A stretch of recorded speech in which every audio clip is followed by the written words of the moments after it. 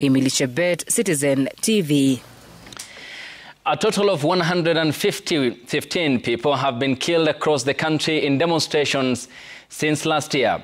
The Kenya National Commission on Human Rights details these deaths suffered since the anti-finance bill demonstrations of 2024, citing Monday's Saba Saba as the deadliest demonstrations yet.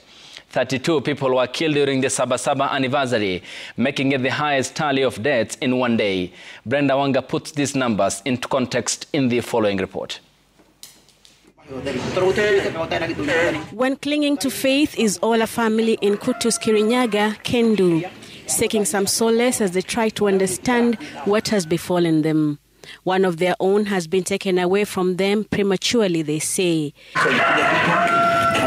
24-year-old Edwin Dambere's body lies at the morgue 2 days after he was felled by police bullets. His cousin was present when the bullet pierced Edwin's body. Alikuwa amesimama hapo, then polisi wakaanza kurusha tear gas.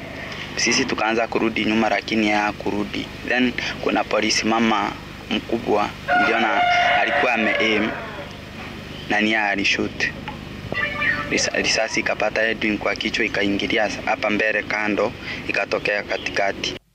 Despite attempts to save his life by rushing him to hospital, Edwin died, adding to the number of young people who have been felled by police bullets in the course of protests across the country.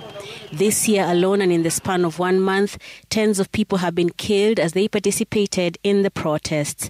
Edwin's death is amongst 32 killed on the 7th of July during the Saba Saba 35th anniversary. This representing the highest number of people killed in just one day in protests since they began last year in June.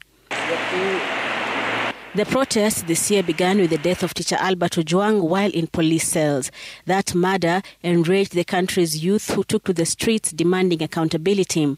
And there, in the glare of the cameras, a police officer in uniform hunted down an unarmed mask seller, Boniface Kariuki, cornered him, took aim and discharged his weapon.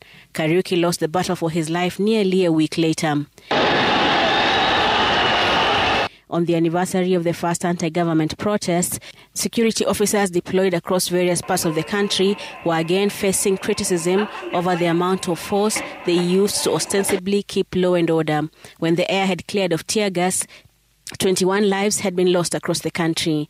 The Kenya National Commission on Human Rights puts the number of deaths spanning from June last year to July this year at 115. The commission says 62 people were killed between June 2024 and February 2025.